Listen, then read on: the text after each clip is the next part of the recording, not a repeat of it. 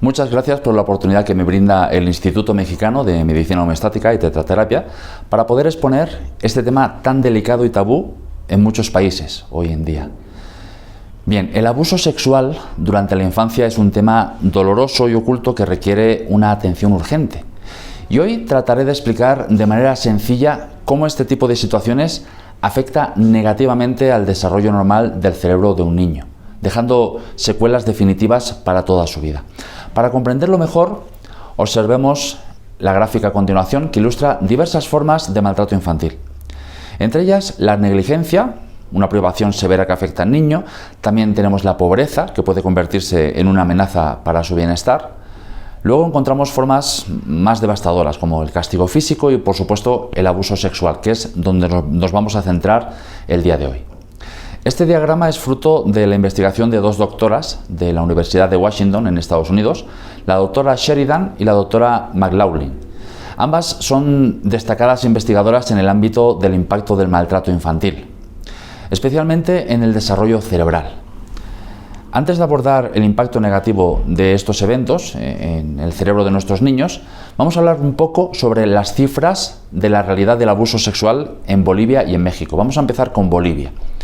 Bueno, según un estudio de la Coordinadora de la Mujer, que reúne a 26 grupos que luchan por la igualdad de género, la violencia sexual en Bolivia ha aumentado constantemente en los últimos 5 años, llegando a un 51% más. El abuso sexual es el delito que más se denuncia. Entre 2018 y octubre del 2022, el Ministerio Público ha recibido 8.374 denuncias de violación de niños y adolescentes. Y el estrupo, que es cuando alguien mayor aprovecha la inexperiencia de un niño o adolescente para tener relaciones sexuales, lo cual es un delito con 5.982 denuncias. Imagínense. El estudio también revela datos de enero a octubre del año actual, en los que el Ministerio Público ha recibido al menos 8.867 denuncias de violencia sexual.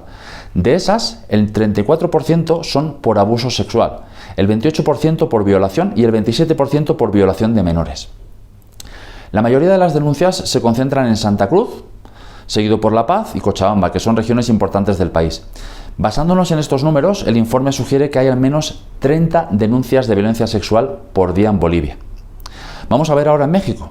Bueno, de acuerdo a un informe de la Organización para la Cooperación y el Desarrollo Económicos, el OCDE, México tiene el mayor número, noten bien, el mayor número de casos de abuso sexual a niños en todo el mundo. Cada año alrededor de 5,4 millones de niñas y niños son víctimas de alguna forma de agresión sexual.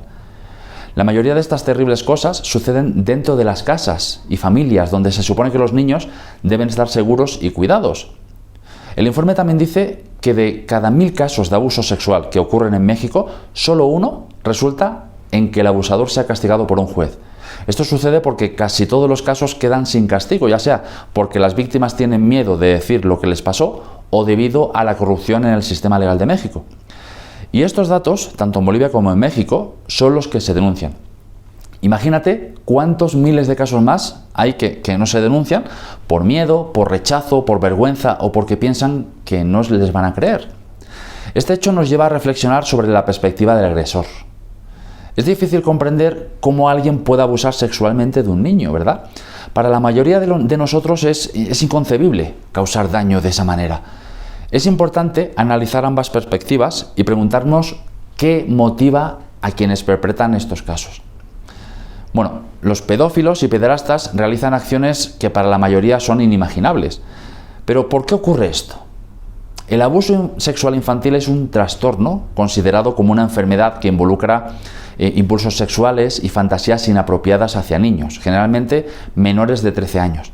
Sorprendentemente, el 20% de los casos, los perpetradores son familiares cercanos como padres, hermanos u otros parientes, lo que implica relaciones incestuosas.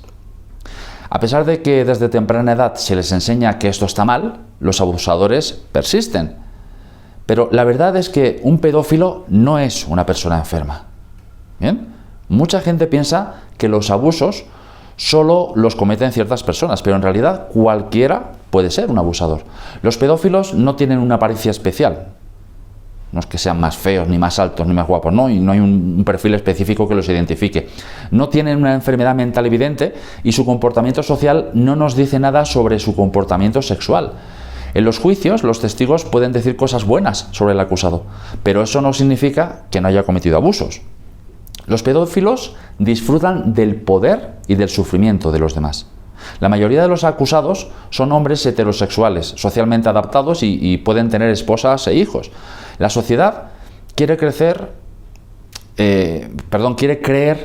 que se pueden identificar a los abusadores, pero en realidad no es así. No es tan fácil de... Ese tiene pinta de abusador, no. Los abusos contra niños han existido desde siempre y son una forma de ejercer poder. Los hombres son abusadores por naturaleza y la cultura patriarcal lo facilita. La justicia a menudo se enfoca más en culpar a las víctimas que en castigar a los abusadores. Los pedófilos no son enfermos, son personas malvadas que creen que tienen derechos sobre los niños. ¿Notas? Quienes pagan por abusar de niños son igual o peor de perversos. Un pedófilo puede ser cualquier persona, incluso alguien cercano a nosotros.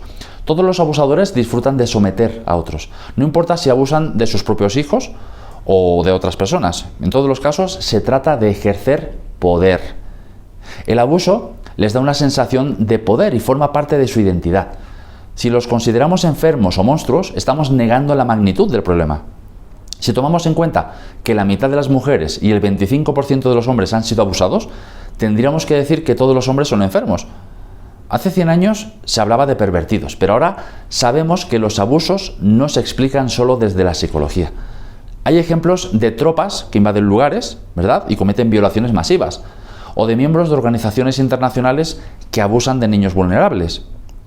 No todos los hombres harían algo así, pero muchos sí estarían dispuestos a hacerlo, según las circunstancias. Los hombres que pagan por tener sexo con menores creen que hay un contrato y que están haciendo algo bueno, pero en realidad están cometiendo un delito. Eso se entiende, ¿verdad?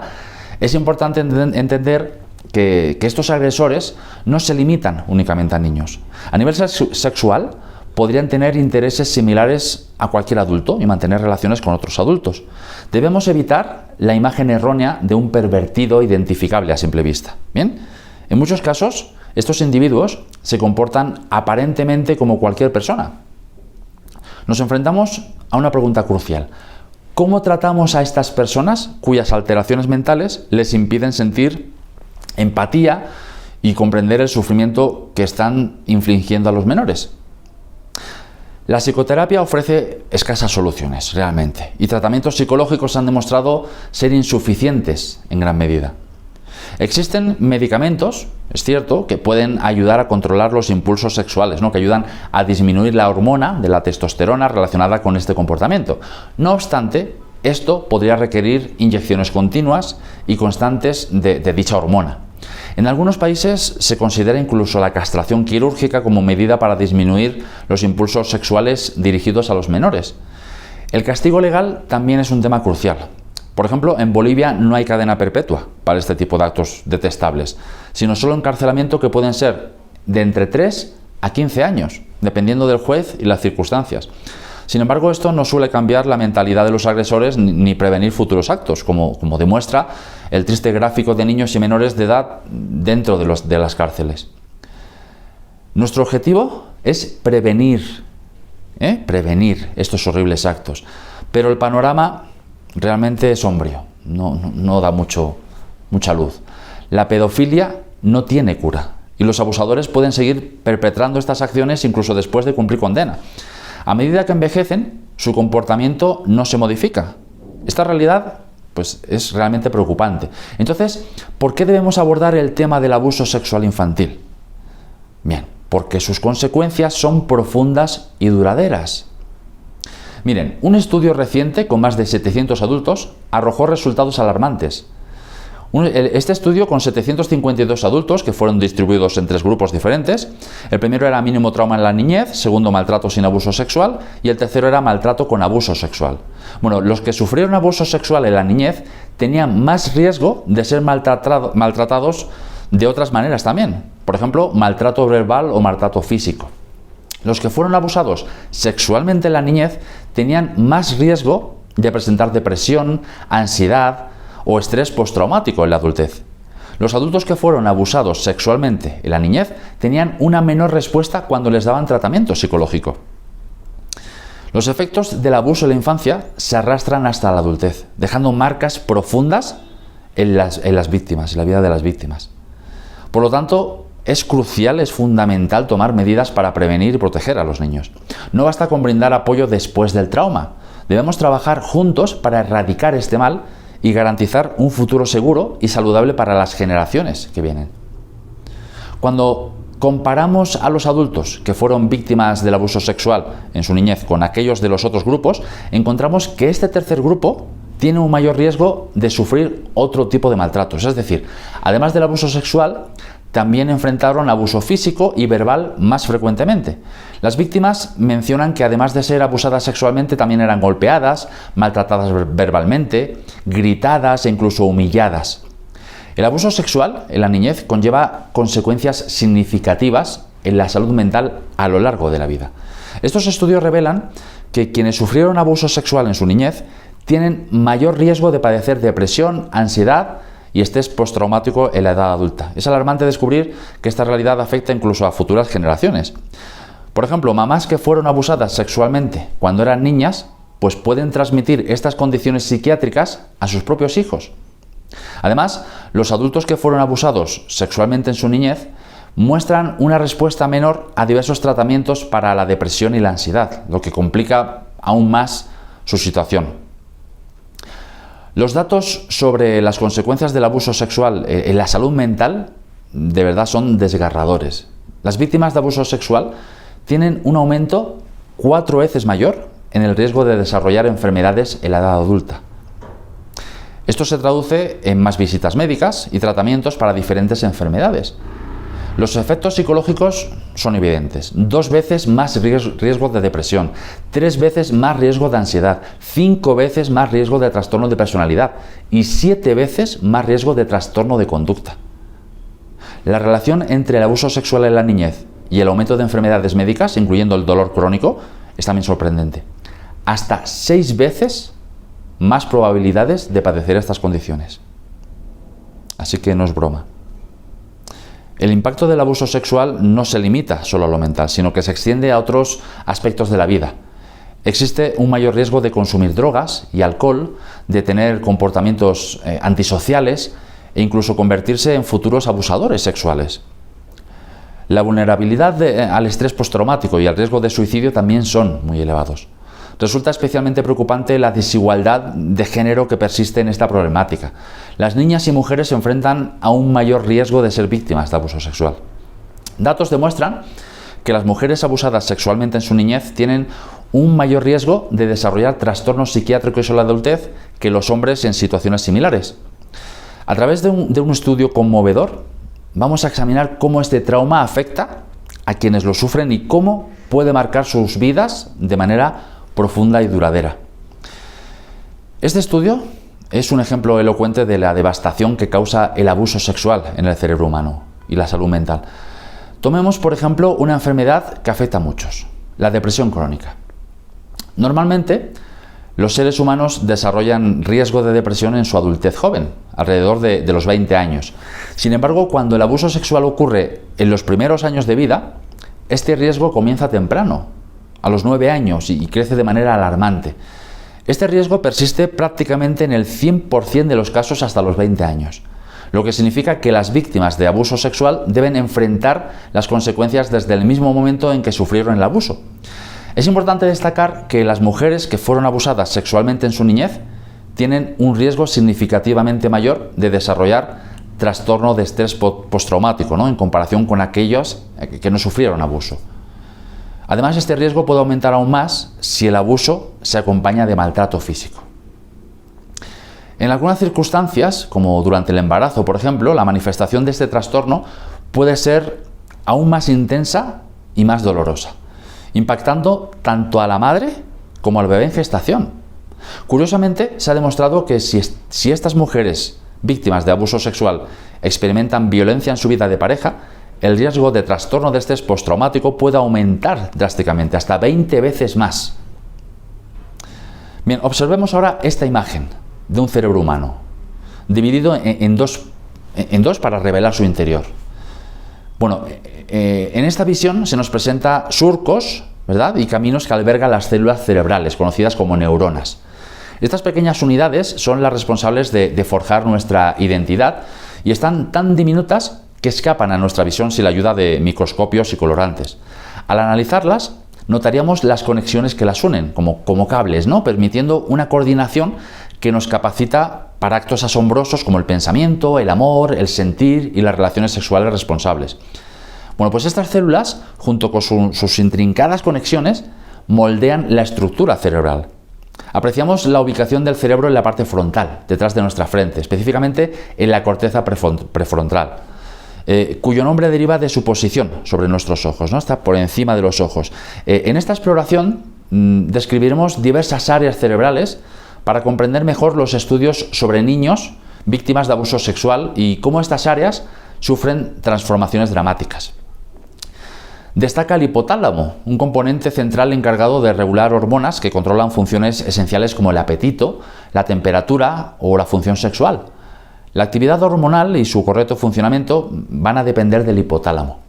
Otra estructura vital es el tallo cerebral, situado en la parte posterior del cuello, ¿no?, que supervisa funciones vitales como la respiración, el ritmo cardíaco y el ciclo sueño-vigilia, así como nuestras emociones, produciendo sustancias ligadas a estados como la alegría, la tristeza, la ansiedad y la depresión. Enfocándonos en la supervivencia, resalta la amígdala cerebral, en colaboración con la estructura denominada ínsula. Estas regiones son fundamentales para detectar amenazas reales y potenciales, vital para la supervivencia. Sin embargo, pueden ser alteradas por traumas, amplificando respuestas de alarma de ambientes seguros. El hipocampo, además de su rol en la memoria y el aprendizaje, ayuda a regular el estrés, pero si la amígdala está sobreestimulada por traumas como el abuso sexual, el hipocampo puede no controlar adecuadamente estas respuestas. Finalmente, destaco las estructuras altamente desarrolladas de la corteza prefrontal y la corteza somatosensorial, ¿no?, en los humanos, que desempeñan funciones cruciales. La corteza prefrontal, en particular, nos diferencia de otras especies, otorgándonos la capacidad del juicio, planificación, control de impulsos y emociones. Determina cuándo actuar, abrazar o retirarnos, ¿no?, moldea nuestra conducta en situaciones diversas. En nuestro análisis continuado, pues exploraremos otras estructuras cerebrales que desempeñan un papel fundamental, ¿no? Una de ellas es el cíngulo anterior, que es un rincón menos evidente, donde nuestro cerebro anticipa las recompensas y las sensaciones agradables. Yo, por ejemplo, pues todavía puedo recordar el sabor de la sopa de pan y huevo que mi abuela, por ejemplo, hacía, ¿no? Aquí reside también la toma de decisiones, la empatía, la comprensión del dolor ajeno, la conmoción ante presentaciones emotivas y la liberación de lágrimas en respuesta, ¿no? No obstante, adentrémonos en la corteza sensorial, que es vital para coordinar movimientos y percibir nuestros sentidos. En unos momentos veremos cómo el abuso sexual puede afectar estas estructuras cerebrales, incluida nuestra capacidad para sentir y experimentar placer. ¿Por qué los niños abusados sexualmente enfrentan impactos profundos? ¿Por qué el abuso en la niñez supera en devastación al abuso sexual en la adultez? Bueno, pues tiene que ver con el desarrollo del cerebro. Este es un cerebro seguido longitudinalmente, o sea, desde niños y niñas que tienen 5 años de edad hasta adelante, ¿no? Ahora les explico esos colores. Y se compara con cerebros de otros niños o niñas que tienen 10, 15, 18 años o en adultos que ya tienen 20 años de edad. La parte de arriba sería una vista del perfil, de lado, y la parte de abajo sería una vista desde arriba. Pero básicamente son las mismas edades de desarrollo. Ustedes pueden ver ya una diferencia entre esos cerebros, ¿verdad? En los colores. El cerebro del adulto se representa más con un color azul, es el color predominante. El cerebro de un niño de 5 años tiene un color más rojo y amarillento. Estos son colores que nos permiten entender cuál es el nivel de madurez de la corteza cerebral. Si esto es un cerebro maduro, esto es un cerebro bastante maduro, ¿verdad? Prácticamente las áreas que ya están desarrolladas son muy escasas. Es un cerebro que apenas está madurando camino a la adultez. Así que cualquier evento traumático que impacte a un niño o a una niña cuyo cerebro apenas está en proceso de maduración, claramente es un evento que va a cambiar por completo la forma en que ese cerebro va a terminar de desarrollarse.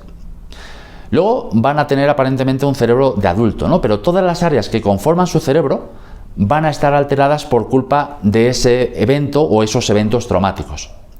Así que esta es la razón por la cual los niños son los más vulnerables. Esta es la razón por la cual los niños en toda sociedad deben ser la prioridad, no al revés, como hemos visto a lo largo de toda la historia de la humanidad, ¿no? La palabra infantil viene precisamente del latín, que significa casi idiota, inmaduro, simple, ¿no? Porque los niños en otras épocas eran vistos como adultos de pequeña talla que además no tenían el intelecto y la capacidad de tomar decisiones de los adultos. Pero de ninguna manera son idiotas, ¿verdad que no? De ninguna manera podemos entender a los niños como la parte más débil de nuestra sociedad.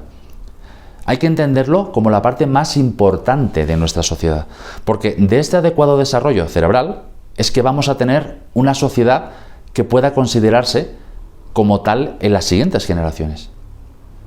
Bien, veamos más sobre el desarrollo cerebral. Aquí vemos diferentes edades, 2 años, 8 años, hasta llegar a la adultez, 20 años. Aquí apenas este bebé está dentro del vientre de la mamá y su cerebro apenas está aumentado el número de células, ¿no? Y las células apenas se están ubicando en el lugar que les corresponde. Pero cuando ese niño o niña nace, rápidamente empieza a madurar diferentes áreas de su cerebro. La primera a madurar es la corteza sensorial motriz, que es capaz del tacto, de la visión, del olfato, de la audición, del gusto y también de la parte motora. Y por eso los niños desarrollan rápidamente la habilidad de sentarse, de gatear, de caminar, de correr, y luego lo hacen a la perfección, ¿verdad? Y es porque su corteza relacionada con esas funciones es la primera en madurar. Pero la corteza prefrontal, la que les mostré que queda detrás de la frente y que tiene funciones que nos identifican como seres humanos, juicio de planeación, control de impulsos, control de emociones, esa es la última en madurar. De tal manera que si un niño es sometido a abuso sexual en estos primeros años de su vida, como esta corteza no está totalmente desarrollada, eso explica por qué esos niños tienen esos rasgos, esos riesgos tan altos de sufrir diferentes condiciones psiquiátricas o no psiquiátricas. En este punto de nuestro análisis nos encontramos con un aspecto inquietante y doloroso. Ni siquiera los adultos estamos preparados para enfrentar lo que vamos a abordar. Es necesario escuchar a aquellas mujeres que siendo adultas han sido víctimas de violación. Comprender cómo alguien puede sobrevivir ante una devastación tan profunda realmente es un desafío abrumador. Hablemos ahora del miedo. Cuando hablamos del miedo, resulta innegable que el abuso sexual evoca esta emoción con gran intensidad. Diversas áreas cerebrales están relacionadas con el miedo, como la amígdala cerebral, que está encargada de detectar amenazas reales o percibidas. Ante una amenaza, esta amígdala se activa y envía señales de alerta al resto del cerebro, manteniéndonos en estado de vigilancia. Sin embargo, en casos de abuso sexual, la amígdala puede quedar en un estado constante de alerta, generando un miedo crónico que persiste a lo largo de la vida. No obstante, no debemos demonizar al miedo, ¿no? Ya que es un mecanismo esencial para nuestra supervivencia y crecimiento. O sea, es algo necesario. Nos impulsa a crear, a prepararnos y a superar retos, incluso a hablar ante un auditorio tan respetable y vasto como el presente. Pero, ¿qué sucede cuando el miedo excesivo bloquea las áreas de recompensa y placer en nuestro cerebro? Bueno, pues aquí entra en escena una estructura clave, el núcleo accumbens, también conocido como el centro de recompensa y placer. Este centro impulsa en gran parte la dopamina, ¿no? Nos permite disfrutar de las cosas agradables de la vida. Sin embargo, en individuos traumatizados, especialmente aquellos con una amígdala hiperactiva, este circuito puede verse afectado. El abuso sexual en la niñez no solo engendra miedo constante, sino también la incapacidad para experimentar el placer en su plenitud. Los momentos felices se tornan fugaces, ¿no? Como si la capacidad de disfrutar se hubiera visto mermada. Así el abuso sexual en la niñez claramente afecta al cerebro, claramente lo daña, claramente deja huellas definitivas para el resto de la vida de esa persona. Y aquí les traje una prueba. Son muchos estudios, pero aquí les traje una pequeña muestra. La amígdala, que antes mencionamos, ofrece pruebas irrefutables. A través de imágenes reales de cerebros podemos observar cómo la amígdala de una víctima de abuso sexual se ilumina ante estímulos amenazantes. Este cerebro que están viendo en pantalla no es un dibujo para mostrarnos qué pasa en el cerebro, no. Es una imagen de un cerebro real, de un adulto que fue abusado sexualmente en su niñez y que cuando le muestran situaciones amenazantes su amígdala inmediatamente empieza a disparar, tengo miedo, tengo miedo, tengo miedo, ¿no? Cuanto más intenso y frecuente sea el abuso, mayor será la reacción de la amígdala. No podemos ignorar el tamaño y la forma de esta estructura. Se trata de un eco doloroso que resuena a lo largo de la vida de estas víctimas. Además, el hipocampo, esa región vital para la memoria y el manejo del estrés, también muestra las marcas de ese trauma. Su tamaño disminuido en las víctimas es un reflejo tangible de la devastación que el abuso sexual causa en sus mentes. Es esencial que enfrentemos este tema con valentía y con empatía, comprendiendo el alcance de la tragedia que afecta a tantas vidas inocentes. En particular, el hipocampo, esa región fundamental que resguarda memorias y experiencias, es la que más hay que cuidar, ¿no? Pero la triste realidad es que en casos de abuso sexual vemos cómo el tamaño de este hipocampo disminuye, como si el sufrimiento dejara una huella física, ¿verdad? Y no solo eso, amigos. Las secuelas se extienden a la corteza prefrontal, ¿no? Ese rincón del pensamiento lógico y el autocontrol. Observen cómo nuestra esencia misma, lo que nos distingue como seres sociales, queda afectada. El juicio, la planificación, el dominio de los impulsos y las emociones, todo ello se ve comprometido. En un mundo ideal deberíamos desenvolvernos con fluidez en sociedad, como piezas en un intrincado engranaje. Sin embargo, el abuso sexual, un acto que ataca indirectamente con saña, puede provocar estragos inimaginables. Imaginen, si pueden, la maraña de neuronas en nuestro cerebro. Ahora, permítame señalarles un estudio impactante que revela el oscuro alcance de esta tragedia. El abuso sexual en la niñez no solo debilita nuestra capacidad para afrontar el estrés y el miedo, sino que también corroe la esencia misma del placer y la recompensa. Sí, incluso el goce de la vida se ve afectado por este abominable acto. En esta imagen, en rojo ardiente, podemos contemplar el daño. Áreas cerebrales que deberían responder al toque de la pasión, que deberían vibrar con el éxtasis, quedan sometidas a la sombra del trauma. Aquí, en esta red de conexiones, reside nuestro placer sexual, nuestra intimidad más profunda. Pero las víctimas de abuso sexual enfrentan un tormento adicional. Esta zona de éxtasis es empañada por sucesos que jamás deberían haber ocurrido. La devastación es palpable, amigos, y nos preguntamos, ¿hay esperanza de recuperación? ¿Podemos revertir esas cicatrices mentales?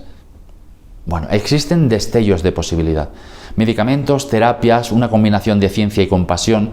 Sabemos que en algunos casos podemos reconstruir el hipocampo, aliviar la hiperactividad de la amígdala, pero no nos engañemos. El camino es arduo y la respuesta a veces es tenue. Concluyamos con esta contundente verdad. El abuso sexual es un golpe cruel, una de las formas más dolorosas de maltrato a nuestros niños.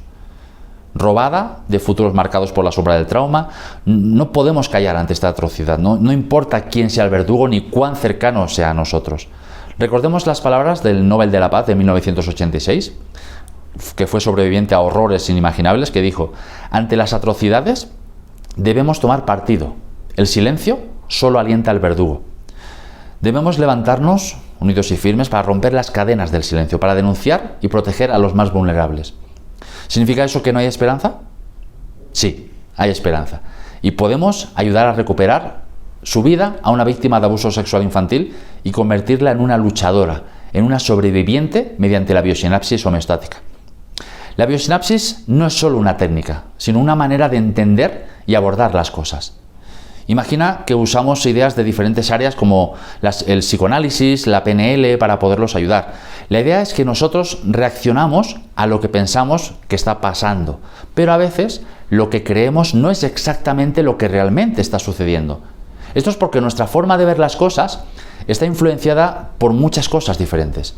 A veces actuamos y sentimos cosas basadas en heridas del pasado, como cuando éramos niños. A esto lo llamamos engrama.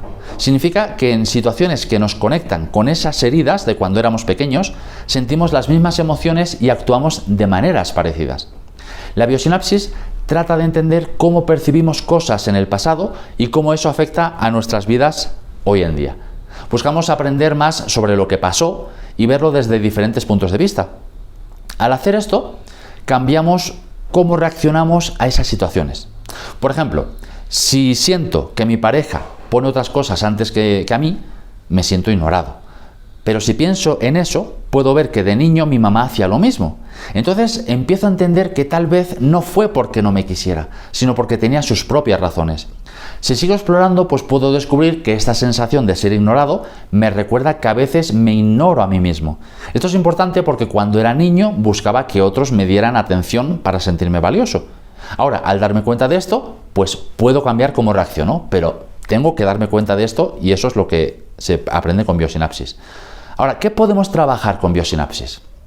Bueno, pues podemos trabajar situaciones repetitivas, porque tarde o temprano todos nos damos cuenta de que hay ciertas experiencias de vida que se nos repiten una vez tras otra. Suelen ser patrones de relación con personas muy parecidas o vivencias muy similares que ocultan una importante lección.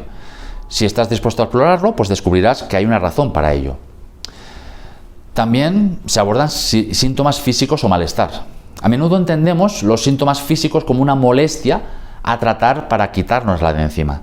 Apenas solemos verlos como indicadores que nos avisan de que algo no anda bien a nivel psicológico o emocional. Detrás de un síntoma siempre hay una información importante que puede ayudarnos a vernos de otro modo. También tratamos en biosinapsis temas familiares y hereditarios. Tomar conciencia de qué asunto o qué patrón familiar está presente en nuestra vida es liberarnos de una carga que de otro modo pues solemos vivir con mucha culpa. Cuando vemos para qué se heredan algunos temas, pues nos abrimos a trascenderlos. En biosinapsis también tocamos creencias limitantes, porque al darnos cuenta de que nuestros incuestionables verdades, entre comillas, ¿no?, a menudo son simples pensamientos tantas veces repetidos que no lo hemos creído, pues nos quitamos un peso de encima, sobre todo cuando esas ideas nos impiden crecer y vivir en paz. También tocamos en biosinapsis situaciones de estrés. Todos, absolutamente todos, de una manera u otra, vivimos escenas de estrés, ¿verdad? Y no hay nada de malo en ellas más allá de la interpretación que podamos hacer al respecto. Sin embargo, detrás de un estrés siempre se nos ofrece el regalo de una lección de vida. También podemos tocar reencuentro con la infancia en biosinapsis. Revivir momentos de nuestra infancia a veces se interpreta desde el miedo a evocar traumas o dolores pasados. Más allá de las heridas de nuestro niño, hay también fuerza, alegría e inocencia que nos otorgan un poder que como adultos a menudo buscamos afuera. Por lo tanto, la biosinapsis nos invita a reflexionar sobre nuestras experiencias de manera profunda y positiva, proporcionándonos herramientas para vivir una vida más plena y consciente. Es un recurso poderoso que puede cambiar la forma en que vemos y enfrentamos los desafíos de la vida.